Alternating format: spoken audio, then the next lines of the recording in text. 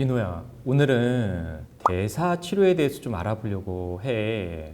대사론적 관점에서 산소가 얼마나 중요한 역할을 하는지를 알아보고 거기에 고압 산소 치료가 어떠한 역할을 할 수 있는지, 기대 효과는 어느 정도 되는지에 대해서 좀 알아보려고 해. 저산소가 세포 대사에 어떠한 관여를 하는지. 그래서 만약에 저산소가 세포 대사에 엄청나게 중요한 관여를 한다라면 이 저산소를 없애주면 돼. 그런 환경을 만들어주면 되잖아. 거기에 우리가 해줄 수 있는 솔루션들이 뭐 여러 가지 것들이 있겠지만 그 중에서 고압 산소가 어떠한 역할을 할 수 있는지에 대해서 알아보도록 할게. 제목은 이거야. 첫 번째.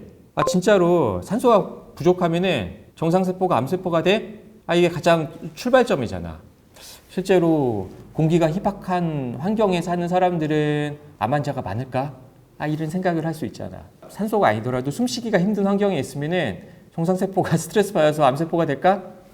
그 단편적인 질문에 대해서 대답할 수 있는 이 연구 자료 하나를 떼왔는데 보면은 이 빨간색으로 박스 친 게 두 개가 있는데 우측에 있는 거는 정상 조직이야. 정상 조직에서의 산소 분압을 보여주는 거고 왼쪽 박스 친 거는 암 조직에서의 산소 분압을 보여주는 거야. 그래서 여러 가지 이 조직에 따라서 예를 들면은 뭐 유방이라든지 간이라든지 폐라든지 아니면은 뭐 헤드앤넥이라든지 머리 쪽이라든지 각각 조직에 따라서 정상적인 조직에서의 산소 분압이 이렇게 조금씩은 다르게 나오지만 대부분은 몇이야? 40mmHg가 넘어가. 그러니까 무슨 얘기냐면 산소 분압이 정상 조직에서는 대략 적어도 한 30 이상은 된다 이거야. 그런데 암 조직에서 보면은 대부분의 산소 분압이 정상적인 조직에 비해서 많이 떨어진 걸 확인할 수 있어. 단적인 예로 파란색으로 밑줄을 쳤는데 유방만 보면은 유방의 정상 조직의 산소 분압이 52인 반면에 유방 암 조직에서는 이게 10이라는 거야. 그럼 대략 5분의 1로 줄었다라는 거거든. 췌장 같은 경우는 굉장히 많이 줄은 걸 확인할 수 있지. 정상 조직이 51인 반면에 암 조직이 불과 10도 안 되는 한 2.7, 2.0밖에 안 됐다라는 거는 그 암 조직의 산소 공급이 극도로 제한되어 있다라는 걸 확인할 수 있는 거거든. 그래서 밑에 모든 조직을 평균해서 보면은 정상 조직이 45.8인 반면에 암 조직에서는 그의 한 4분의 1에서 5분의 1 정도밖에 안 되는 10.27인 걸 확인할 수 있어. 그래서 이 논문에서 이 저자가 얘기하고자 하는 거는 암 조직의 산소 분압이 굉장히 많이 떨어져 있다 이거야. 굉장히 많이. 그리고 또 다른 예를 보면은 암이 진행되면 진행될수록 거기 암세포의 사이즈가 크면 클수록 암이 멀리 가면 갈수록 산소 분압이 떨어진다라는 걸 확인할 수가 있어. 그러니까 우리가 이런 걸로 어느 정도 유추할 수 있잖아. 산소 공급이 떨어지면은 세포가 스트레스를 받아서 약간 변할 수 있겠구나. 악성화될 수 있겠구나. 두 번째 자료를 하나 떼왔어. 보면 위에는 유방이고 아래쪽 두 개는 자궁 경부야. 그래서 초록색은 정상 조직을 보여주는 거고 빨강색은 암 조직을 보여주는 거야. 각 그래프 X축은 산소 분압을 얘기하는 거고 Y축은 세포의 그냥 숫자로 생각하면 돼. 산소 분압이 작은 것도 있고 높은 것도 있는데 정상 조직에서는 세포가 이렇게 다변하게 되어 있어. 근데 암 조직을 보면 어때? 산소 분압이 높은 곳에서도 암세포는 보일 수는 있지만 그 개수가 굉장히 적다라는 걸 확인할 수 있지. 반면에 산소 분압이 굉장히 적은, 극도로 적은 부위에는 어때? N수가 확 올라가잖아. 그러니까 세포가 그만큼 그쪽에 많이 발견된다는 뜻이거든. 아까 이 표에서 보여준 것과 거의 일맥상통한 연구 결과인 거거든.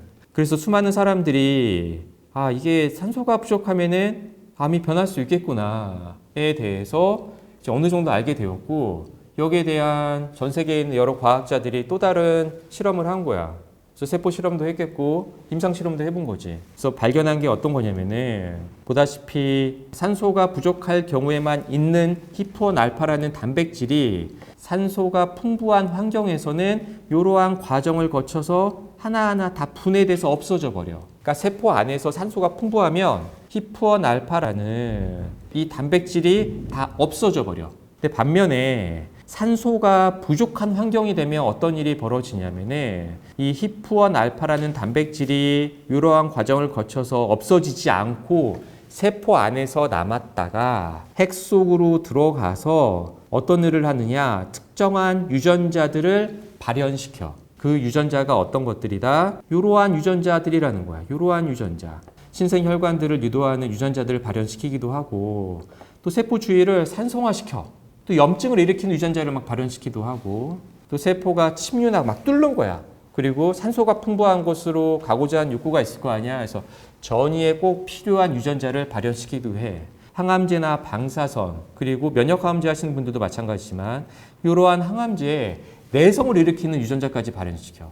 그러니까 이게 마치 히프원 알파라는 게 저산소 환경에서 많이 발생되는 하나의 단백질일 뿐인데 이게 암을 이렇게 악성화시키고 진행시키는데 중추적인 역할을 한다라는 거야. 그리고 이게 서로 다른 나라의 서로 다른 연구기관에서 수많은 과학자들이 거의 공통적으로 주장하고 있는 바인 거지. 쉽게 얘기하면 팩트라는 거지. 그래서 산소가 이렇게 암에 진행하는 데에서는 굉장히 많은 관여를 한다. 요걸 우리가 확인할 수 있고, 그래서 이거를 갖다가 내가 유튜브에 좀 이렇게 쭉 달아놨어. 저산소가 암을 어떻게 유발시키는지, 암을 어떻게 악성화시키는지, 그리고 항암제나 방사선의 내성을 어떻게 시키는지, 혹은 저산소가 암을 줄기세포화하는지에 대해서 각각의 항목별로 내가 유튜브에 영상 하나하나씩 찍어놨거든. 보면 총 9개로 찍어놨고, 미처 보지 못했던 환우분들이나 이런 분들이 계신다라면 이거를 꼭 보기를 내가 추천할게. 그래서 이제 고압산소에 대해서 병원에서 도입하기 전에 들여놓은 가장 큰 계기가 된 사건이 하나가 있었어. 이건데 바로 이게 누구냐면 김지호 원장님의 작은아버지 발이야, 발. 당뇨를 굉장히 오랫동안 알아오셨고, 근데 이분이 이쪽에 상처가 났었나 봐. 오른쪽 발에. 이런 시대에 이 상처 났다고 해서 뭔 일이 날 이유가 없잖아. 근데 로컬 병원에서 의원에서 아무리 치료를 받아도 상처가 낫질 않네? 수액 치료도 받고 항생 치료도 받고 여러 치료를 받으셨는데 발이 상처는 낫지 않고 오히려 이렇게 새까맣게 썩어 들어간 거야. 그래서 어떻게 얘기를 들었냐면은 그 대학병원에서 발목을 잘라야 된다는 얘기를 들으셨어. 환자 입장에서는 그러잖아. 이거 상처 조금 나가지고 큰 병원까지 갔는데 치료가 안 돼서 발목을 잘라야 된다라는 상황이 벌어진다는 게 납득이 안 되잖아. 근데 실제로 그렇게 돼.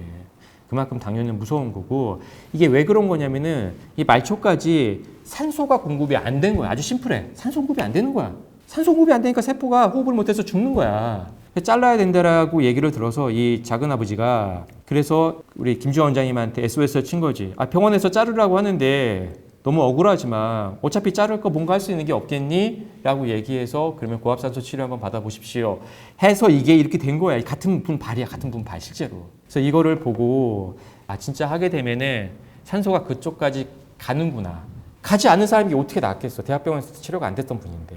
내가 이제 납득이 되는 거였지. 설득이 된 거였지. 그래서 환자한테도 이제 얘기를 하는 거고. 자신 있게. 그럼 또 이렇게 얘기할 수 있어. 아 원장님 이거는 그냥 당뇨발이고요.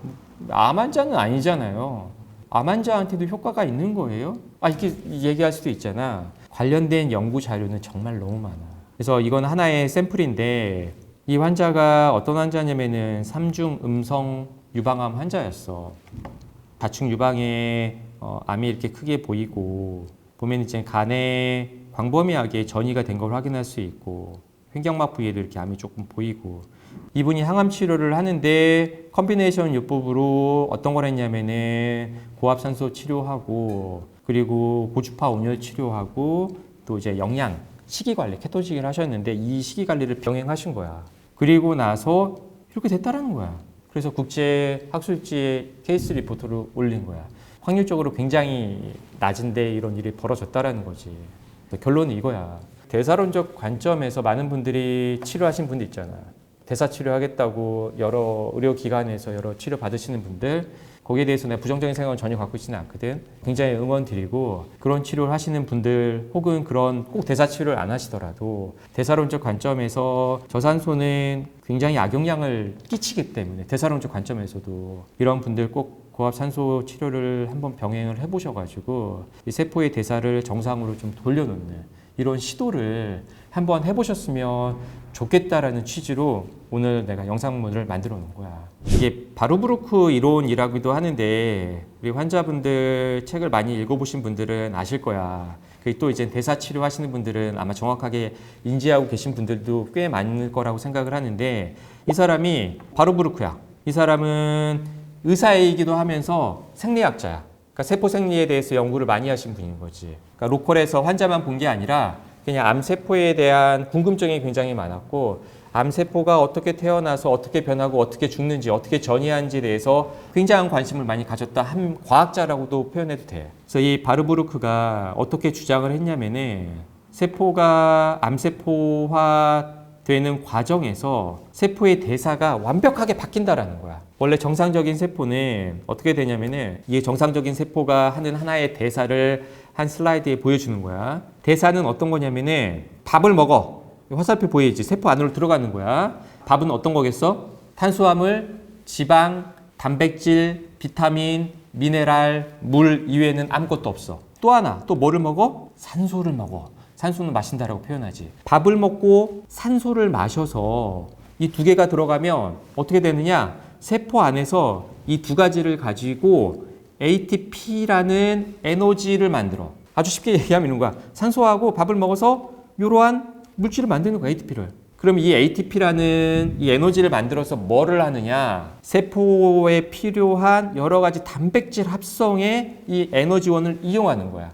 이거 보면은 그러면은 이 음식이라는 게 굉장히 중요하다는 걸 알겠지. 근데 음식만큼 중요한 게 뭐야?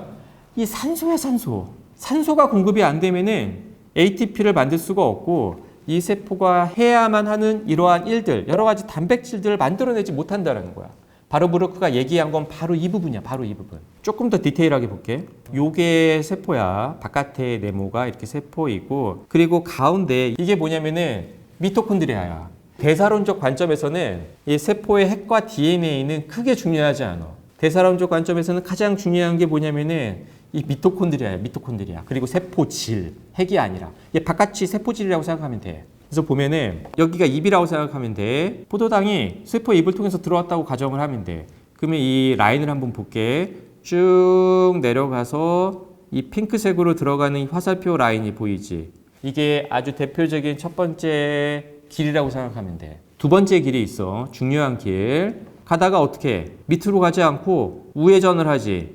요쪽 길이 있어. 포도당을 먹고 이 포도당이 요쪽 길로 가서 이쪽 길과 관련된 일을 하는 거야. 요 길이 하나가 있어. 또 하나의 길이 있어. 쭉 내려와서 이 미토콘드리아로 들어가지 않고 어떻게 해? 젖산으로 변환되면서 세포 바깥으로 빠져나가. 이렇게 세 가지 길이 있어. 뭐 다 없어. 딱 세 가지밖에 없어. 우리 정상 세포는 주로 어떤 루트를 타냐면은 쭉 포도당이 들어와서 분해가 되면서 이 핑크색 미토콘드리아로 들어가. 왜? 미토콘드리아에서 하는 일이 뭐길래? 아까 얘기했던 요 ATP, 에너지를 만드는 게 바로 미토콘드리아거든. 미토콘드리아가 없으면은 이 에너지를 만들 수가 없어. 이 에너지 만들 수 없으면 어떻게 돼? 밥을 아무리 많이 먹어도 이 ATP, 에너지를 못 만들면 세포들이 해야 될 일들을 못하는, 단백질 합성을 못하는 거야. 그러니까 굉장히 중요한 거지. 그래서 미토콘드리아가 그러한 중요한 에너지를 만드는 역할을 한다라고 생각을 하면 돼. 그래서 정상적인 세포들은 아까 얘기했다시피 우리가 먹은 여러 가지 영양소가 세포 안으로 들어가서 입으로 들어간 게 결국은 혈액을 타고 돌다가 우리 몸속에 있는 60조 개의 각각 세포 한 마리 한 마리에 들어가서 이 미토콘드리아 안까지 들어가서 뭘 만든다? 에너지원인 ATP를 만든다. 이거야. 아주 심플하지. 그런데 뭐가 문제냐면은 이 에너지원을 만드는 과정에 가장 최종 단계에 어떤 게 있냐면 반드시 필요한 요소가 있어. 그게 어떤 거냐? 바로 이 산소야, 산소. 여기 산소. 이 산소가 없으면은 이 전에 있는 굉장히 복잡한 단계를 다 거쳐도 어떻게 ATP, 에너지를 못 만들어. 세포가 에너지를 못 만들어. 에너지를 못 만들면 그 세포는 자기가 해야 될 일들을 못 하겠지. 저산소에 빠지면은 바로 이런 일이 벌어지는 거야. 이런 일이. 그러다 보니까 마지막에 산소가 부족해가지고 최종 결과물을 못 만들다 보니까 어떻게 우리 몸은 반응하냐면 봐봐. 이 글루코스, 당이 들어왔어. 근데 쭉 들어와서 원래는 미토콘드리아로 들어가서 이 복잡한 과정을 거쳐서 나중에 산소가 공급돼서 ATP 에너지를 만들어야 되는데 그게 안 되다 보니 들어가봤자 무용지물이잖아. 그래서 어떻게 하느냐? 옆길로 빠져버려. 옆길로. 그래서 젖산으로 변하면서 어떻게 하느냐? 그냥 간 쪽으로 빠져버려. 그러니까 세포가 자기 일을 못하겠지. 이게 첫 번째야. 이게 암세포들이 하는 일이야. 저산소일 때. 이 미토콘드리아가 제 기능을 못하는 거거든. 산소가 부족하니까. 두 번째는 어떤 거냐면은 내려오다가 이 우측, 우회전길을 얘기하려고 하는 거야. 이게 뭘 얘기하는 거냐면은 어차피 일로 가서 이 산소가 없으니까 미토콘드리아가 제 기능을 못하잖아. ATP 확 못 만들잖아. 에너지를 못 만들잖아. 그래서 어떻게 하냐면은 우측으로 빠져. 그러니까 무슨 얘기냐면 밥을 먹어도 미토콘드리아에 들어가서 ATP를 만들어서 이 세포가 해야 될 일은 안 하고 내가 누누이 얘기한 것처럼 이쪽 길로 빠져가지고 세포 분열하는데 필요한 DNA 합성만 하는 거야. 너무나 안타까운 일인 거지. 이해가 되잖아. 그러니까 분열하는데 자기들 똑같은 딸세포 두 개를 만드는데 필요한 과정으로만 가는 거야, 이게. 이게 뭐냐? 바르부르크 이론이야. 많은 사람들이 바르부르크 이론하고 뭐 대사론적 관점에서 암을 치료한다 여러 가지 얘기를 하는데 이게 오토 바르부르크가 얘기했던 궁극적인 내용인 거야. 조금 어려운 내용이지만 전체는 그렇다. 이게 대사론적 관점에서 바라본 거고. 그러니까 이제 이게 이해가 되지? 산소하고 이게 들어와서 이 영양분이 들어와서 미토콘드리아에서 이 ATP를 합성해야 되고 근데 그때 꼭 산소가 필요한데 산소 공급이 안 되다 보니까 미토콘드리아는 ATP를 못 만들고 미토콘드리아가 하는 일이 무용지물이 돼버리는 거지. 그러다 보니까 미토콘드리아 자체로 들어가지도 않고 다른 쪽으로 가가지고 세포 분열에 필요한 그런 원재료만 만드는 쪽으로만 간다라는 거야. 오늘 내가 얘기하고자 하는 거는 이제 궁극적인 건 이 슬라이드에 다 있어. 여기 글루코스가 그러니까 포도당이지 세포 안으로 쭉 들어와서 여러 가지 효소에 의해서 분해되면서 쭉쭉쭉 조금씩 변하면서 궁극적으로는 미토콘드리아 안으로 들어가서 미토콘드리아에서 굉장히 복잡한 과정을 거치면서 어떻게 이 ETC 이게 뭐냐면 일렉트론 트랜스포트 체인이라고 하는데 아까 얘기했던 이게 바로 ETC야. ETC. 복잡한 과정을 거쳐서 일렉트론 트랜스포트 체인이라는 곳에서 최종적으로 ATP를 만드는 거야. 그때 반드시 필요한 게 뭐라고? 산소인 거고. 이렇게 진행이 되는데 여기서 봐봐. 이 하늘색으로 보여진 거 보이지? 이 학자는 요걸 얘기하고 싶은 거예요. 그때. 히프1 알파, 히프1 알파. 히프1 알파가 뭐야? 아까 얘기했다시피 어떠한 산소 공급이 부족해졌을 때, 저산소 환경에 빠졌을 때 세포 내부에서 분해되지 않고 남는 단백질이라고 했지. 이제까지 내가 얘기했던 거에는 히프1 알파가 세포 핵 내로 들어가서 특정 DNA를 발현시킨다라고만 내가 얘기했었잖아. 그래서 암을 악화시킨다고 했잖아. 근데 그것뿐만 아니라 이 세포 대사의 관점에서도 히프1 알파가 관여를 한다라는 거야. 관여를. 그래서 보다시피 히프1 알파가 화살표 친 거 보이지? 이게 뭐냐면은 포도당을 먹으면은 포도당이 들어오는 이 글루트1, 글루트3라고 하는데 입이라고 생각하면 돼. 포도당을만 먹는 입이 있는 거야. 아주 쉽게 얘기하면. 이걸 입을 크게 만들어 놓는 거야. 그럼 포도당이 어떻게 되겠어? 들어오는 거야. 이걸 누가 한다? 히프1 알파가 그렇게 만들어 버려. 그러니까 어떻게 돼 있어? 이 암세포가 정상세포에 비해서 포도당 섭취율이 높아지는 거야. 그러니까 패시티 찍으면은 암세포가 많은 곳에 반짝거리잖아. 그 이유가 다 이런 거야. 근데 이게 히프1 알파가 그거에 관여를 직접적으로 한다라는 거야. 이 저자가 얘기하는 게. 그래서 이 과학자가 나와 같은 생각, 이러한 저산소가 암을 유발시키고 암을 악성화시킨다 이러한 생각을 가진 사람들이 이제 이러한 솔루션을 내는 거야. 그렇다면 얘를 죽일 수 있는 방법이 없을까? 암세포를 좀 진행을 막고 재발을 막고 이렇게 할 수 있는 방법이 저산소적인 관점에서 뭐가 없을까 고민을 하게 된 거고 여기서 주장하는 바는 뭐냐면은 혈관 내에 산소를 많이 공급시키자 이거야. 그러면은 혈관에 있는 산소가 세포 쪽으로 쭉쭉 갈 거 아니야. 그렇지? 두 번째, 이 혈관 근처에 있는 이 암세포, 이 세포의 산소 농도를 좀 높이자 이거야. 똑같은 얘기야. 산소 공급을 높이자 이거야. 부작용도 없고 심플하잖아. 그럼 이게 뭐라는 거야? 우리가 쓰는 게 바로 고압산소라는 거야. 고압산소. 그래서 고압산소를 하게 되면은 어떤 거냐면은 우리가 내가 지금 산소를 들어 마셨잖아. 이때 들어 마신 산소의 양에 비해서 비교할 수 없을 정도의 산소가 우리 폐로 들어가고 궁극적으로는 몸에 있는 세포로 공급이 된다라는 거야. 그래서 세포 곳곳에 특히 암세포까지도 산소를 공급하자 이런 거고. 그래서 아까 얘기했던 히프1 알파를 좀 발현율을 낮추자라는 거야.